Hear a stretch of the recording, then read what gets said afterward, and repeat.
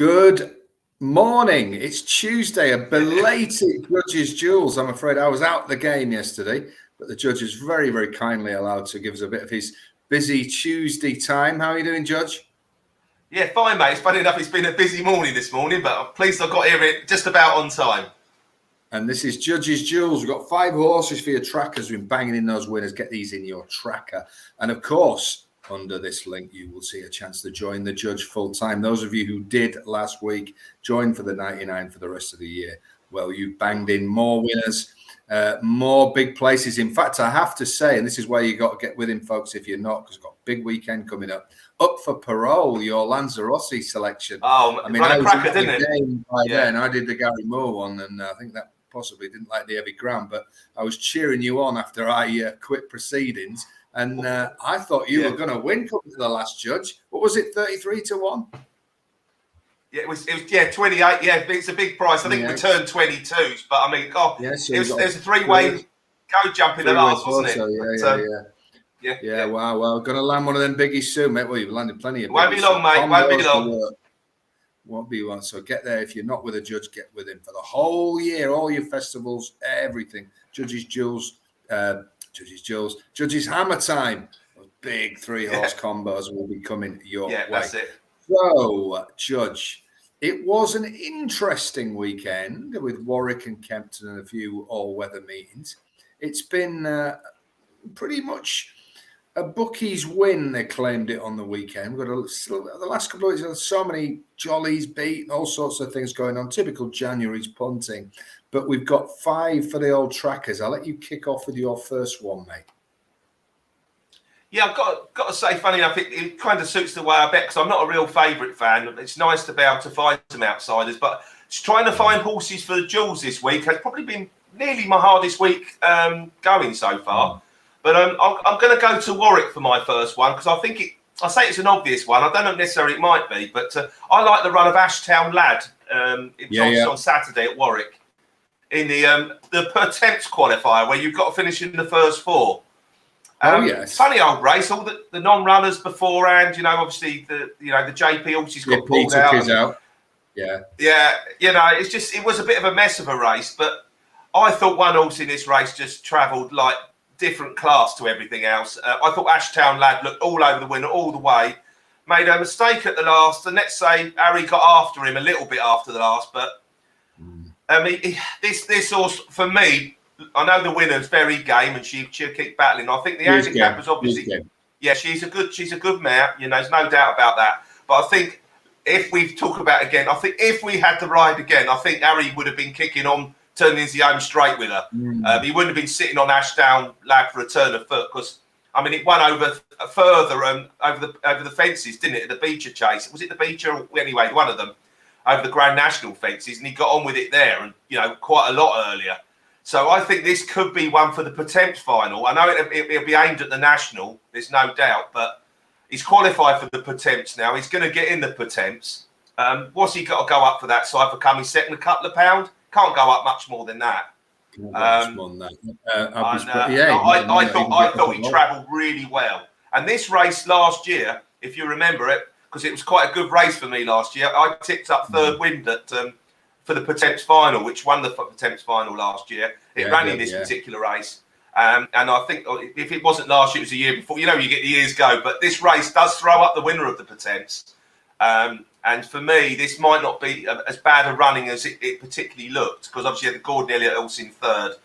And I think this horse is still it's obviously well handicapped over hurdles, because it's won over a higher mark over fences. So he could easily hit the frame in the big race itself. So for me, Ashtown Lad is the first one that's a judge's duel. Now, social media and various outlets, people were very angry with that ride. I'll just say one thing. A very, very successful pro punter gave me a bit of advice once, and he said to me, never bet on anything with the word qualifier in the title. Yeah. And as I watched that race and watched Harry creep round, make minimal effort, and the game mare did the business again for Charlie Longsdon. His words just pinged into my memory. Yeah, about it wasn't blatant, was it? But the counter argument is it's a race in its own entirety. Yeah. There's betting on the race. It was live on ITV on a Saturday afternoon, and people had lumped on the horse. I get that, and it doesn't excuse anything. I just feel that they had one eye on the final, shall we say? Yes. Yeah. So, sticking with our pals, the Skeltons, I want to they were on fire at the weekend, weren't they? No, they were, and ironically, everybody had been saying they'd had a slow and sticky start and avoid the horses. Yeah, we were talking about it a couple of weeks ago, I think. Now, I spoke to I just want to give the background. I'm not giving this as a blatant advert for his service, although if you want to take it as one, you can. But I spoke to Trackman on Friday night, and so did the office, and he was going to Warwick. And I was minded to ask him what he thought he would tip on Saturday. And he said absolutely unequivocally Galliard de Leto. And I must admit, I raised an eyebrow just because I watched this as many did at Kempton. And the reason I want to give this as an eye catcher, because it is an amazing example of how some horses must go left-handed or right-handed. This horse is so highly rated, it made its debut in a listed chase. Very, very rare that happens. Your debut in a listed contest, a banger. And it absolutely hosed up. Now, it was then obviously a kind of jewel for many, a talking horse, a tracker horse. It was next seen at Kempton in the big Grade 1 novice chase. It didn't just flop. It was, it was almost embarrassing. Rather than jumping 3 of the fences, it landed on them. Yes. And as he finished, they said, well, we think she's a Grade 1 mare, blah, blah, blah. A lot of head scratching. He was there at Bangor when it made its debut. He was also there at Kempton. We talk about horses jumping off a certain foot. Some horses run a certain way, and it doesn't matter whether they're going left-handed, right-handed. It all comes the same. But some need to lead off a certain foot, and it's clear this one jumps a certain way, tried right-handed, was embarrassing. Whether we ever see this horse right-handed again, I very much doubt. Now, this is what he's put. Remember, this goes out Saturday morning. This isn't after time. So he's tipped a horse that was vaguely, frankly, pathetic at Kempton. The message that went out was 150 Warwick, number 4, Galliard de Leto, take the 11 at 4. Hated Kempton and going right-handed last time. Please put a line through that performance.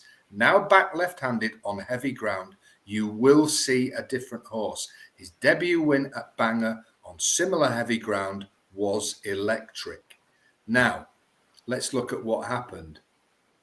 The favourite was the Nichols horse, Complete Unknown, who came here with a huge reputation. Gordon Elliott sent over a horse called the Gopher.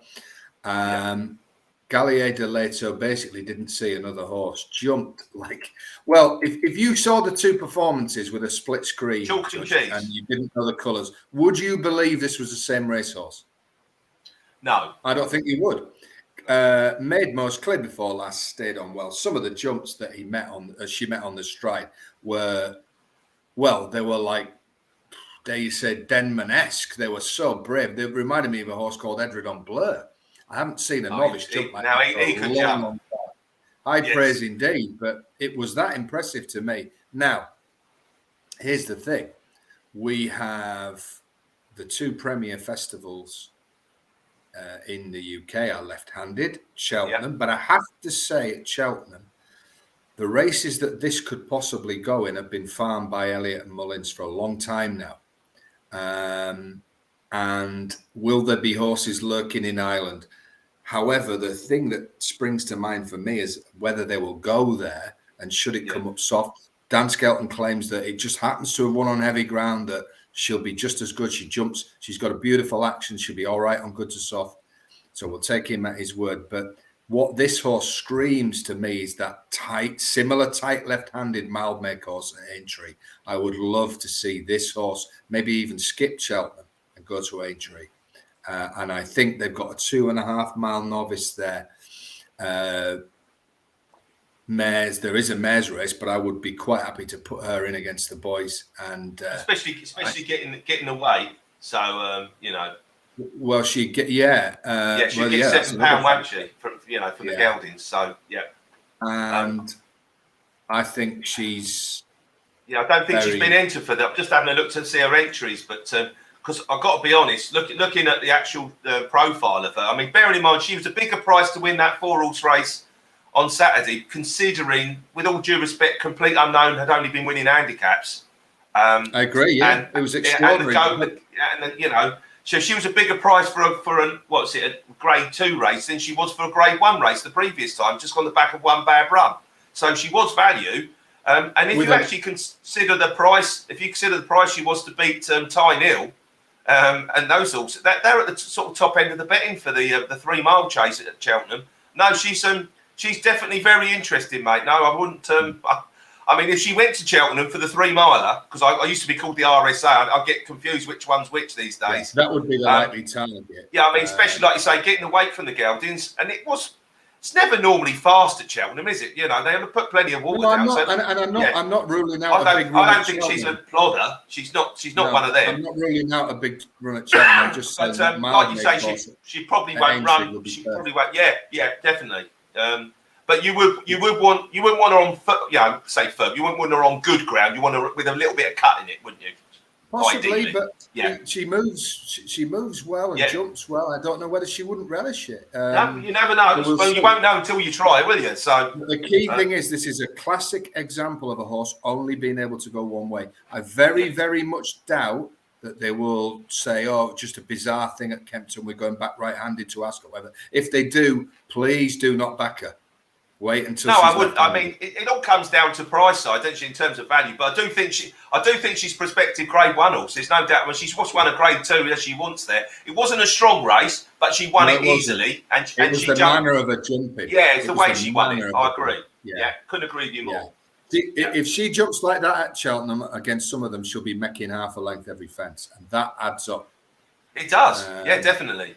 Yeah, especially if you get the weight allowance. Yeah, definitely. I like that. Well done, mate. Gallier de Leto, easy winner, but there's an angle there, and it's another reminder. Some horses will only go one way, and do not be lulled if they win well into thinking that, it's just a one-off. Horses repeat. If she goes right-handed again, she's liable to mess up again. Yeah. So that's my first Gallier de Leto. Now, Judge, bring us forward with your second one, mate. Well, my second one ran on the Friday, and it was one of them races where I think there might have been a little bit going on. There was a real short one of Gary Moore's in the race that ran at Newbury the time before. I was looking at Huntingdon, mate, on the 13th of January. The winner of the race was Western Zephyr, and in the morning, Western Zephyr took fortunes, and the Gary Moore horse drifted and then got pulled out because of the going. But so realistically, I mean, Western Zephyr seemed to be given an easy in the lead. Literally. Take your pick, and an outsider come to it the last, and he just sprinted away. To be fair, he had loads in hand and won like a nice horse. But what was the second favourite in the race, a horse called Tarula for the Ben Pauling yard, was held up, let's say, at the back, and then run on. And I thought to myself, this is just going to get up for third near the finish, and it got up for third. That's his third run for a handicap mark. Now, if you see the races it's been running in, I think that Western Zephyr is a good horse. It's definitely a 130 plus horse, in my opinion. I think its RPRs are all in the 120s. So you're only looking for a little bit of improvement there. This horse has been it took on authorised speed at Lingfield on its first run over hurdles. I know that disappointed, but the point is it was favourite for a Grade 1 on its last start. And finished 6th, didn't run that well, but it was really, soft ground at Lingfield it's quite unique side of things there, but I thought to myself, Tarula, it was just a first run. Second time out, he ran against Out of Office at Chepstow, and that for me was quite a decent novice hurdle. Came 5th, a big improvement on its first run, and in that race was Equinus, who had run very well in its previous couple of starts. Get Your Gimme had come out and already won a race. Half a dozen had chased home the Henderson horse that disappointed on its next start. I can't think of the name of it, but run disappointed. They thought that was a good horse. So I thought this was quite an interesting run for its third run. And sure enough, on RPRs, it's run to 103, 103. If this can get a mark around the early hundreds, I think there's plenty of movement from that particular mark. I think it's probably proved it to be a sort of high 110s, maybe a 120 in the future. I might be proven wrong, but this stable's red hot at the moment. They've had a terrific season, and I think he's one to put in your tracker, Tarula. And I agree with you on Western Zephyr. Well, has that horse got any entries? I've just clicked off it there. It's just first time I carry on, and I'll you carry on talking, and I'll find it. Right, yeah. I think Western Zephyr is a very interesting horse, but he's shown his hand somewhat now only to the. Oh yeah, he's definitely. Whether he's quite graded class, but he's definitely a good handicapper. I think. He'll win again. Yeah, definitely. That type of track, definitely. While you're doing that, then I'll move on to my I'm just pressing entries. No entries at the moment. None at the moment, right. They're probably waiting for the mark. The mark comes out today, doesn't it? Because it's on the Tuesday. But you might see this certainly in the next couple of weeks. Yes. I want to go back to Warwick. I had to think of the racecourse then. And Mr. Incredible. Now, Mr. Incredible finished second for Willie Mullins in the big race. Now, the winner wasn't the favourite, drifted. I Will Do It. Sam Thomas came back to form with a vengeance. So many people who went through the race on the morning, on the Friday night, and looked at it on the morning, said Sam Thomas yard struggling, blah, blah, blah, horse been off a long time. And then there was a collective, oh my God. It was so, obvious, wasn't it? This thing had it won the Welsh National in its previous starts. It was going to stay going, wasn't it? Yeah. Form to bring in that race is just rock, and the horse won so well. I Will Do It. Interesting to see. I think they'll bring that back for the Welsh National. When they interviewed them after, they seemed a bit lukewarm about going for entry this year, but we'll see. However, it's a mad situation. Apparently, he's got to run in another race to qualify for the national. Insane. Some of these rulings are stupid, aren't they? I mean, it's won a Welsh National. It's won that. How can he not qualify? You don't want two milers running in the national. Fair enough. There was an idea a couple of years ago that the winner of the Welsh National and the winner of the Scottish National should be guaranteed a place in the Grand National. I thought it was a great idea. Yeah, great. Well, Binder Reid done the double, didn't it? Yeah. Well, I will do it. Earth Summit. Yeah, sells itself. But Mr. Incredible, who was second. If you watch this race again, I think this horse is a surefire winner of a national. Now, it could be a Midlands National, or it could even be a Grand National if it came up soft. Because Warwick, even on the heavy ground, you've got to travel. It's so tight left-handed, and I think this was not suited by Warwick anywhere near as much as horses like I Will Do It was, or the third Not a Chance, or the fifth Volcano, who loves it. The form is rock solid. Yeah. Or Gutapan Kalonji was fourth. I think they were all really suited by it. I think of the first five, Mr. Incredible, I think, hated Warwick. Held up in the rear. It's a steady headway from the 14. Actually, very, very slow at the first fence. Really laboured. And then it was struggling. And ironically, Judge, I only think this horse only got going late on. 3 mile 5 on heavy ground. And I only think he hit his stride in the last 3 furlongs. I think it's going to not just get 4 miles. I think it's going to relish it. And the options now, I think it's off 140. And here's the thing. Do we think that will get in the National this year, Mr. Incredible? Yeah, I think I've just clicked on the screen. He was rated 142. They've obviously put him up a couple of pounds. They've actually given him a 144. So you've got to be getting in the National with that, and you surely. I would think so, but I've been shocked the last couple of years about horses that I thought to get in Abbott. He's in the right hand side, isn't he? He's definitely in the right hands, and he's an interesting horse because he's not one I trust, if I'm honest. No, but I do think extreme distances are going to be his thing. And the other thing is, look at the Midlands National. Obviously, the Saturday after Cheltenham finishes. Yeah, Irish horses have started to do really well in that race. Yes, and Uttoxeter is a more galloping track than Warwick, and if it gets, it's guaranteed to be soft there as well, isn't it? Yeah, it always seems to be soft. Now, this thing in the last half circuit, I could see it just really motoring at Warwick. Now, Mullins will want to go for entry, and I'm sure the owner's got that. But that isn't a bad race to win that. And if you look at that race, a lot of horses have gone for that, and then the next year gone for entry. And the interesting thing is, he's only 7. They could target him at that, and then they could go for the biggie next year. He'd only be 8. I he's only run over 56 times, hasn't he? So he's got loads. He's got Midlands National to me. Now he is entered. He's entered at Donny and he's entered in Ireland this month. I think those races will surely come too quick because anything that ran on Saturday in that race is going to be knackered because that really was a gut bursting 3 mile 5 on heavy. I'll be surprised if he takes up those 2 entries this month. You never know. Mullins might think he's come out of the race great.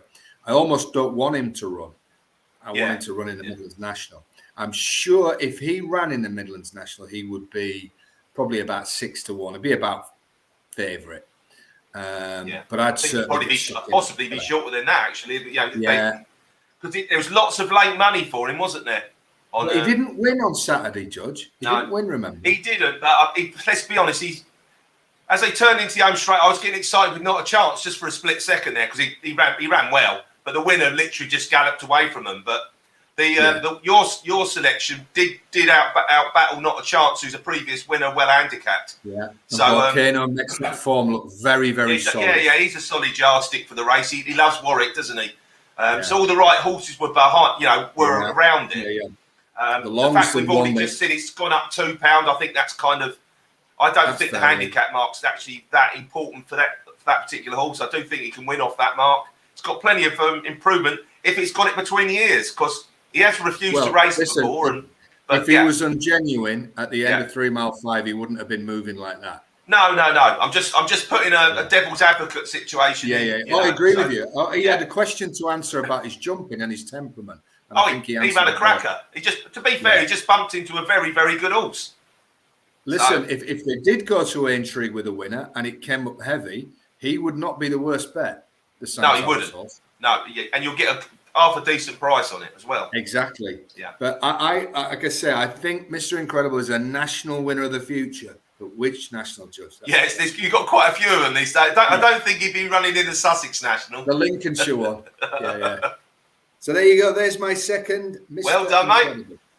All right, Judge. Yes, well, I always like to go a little bit left field with my third one if I can, and I like to keep the flat merchants happy as well. People, look at the all weather.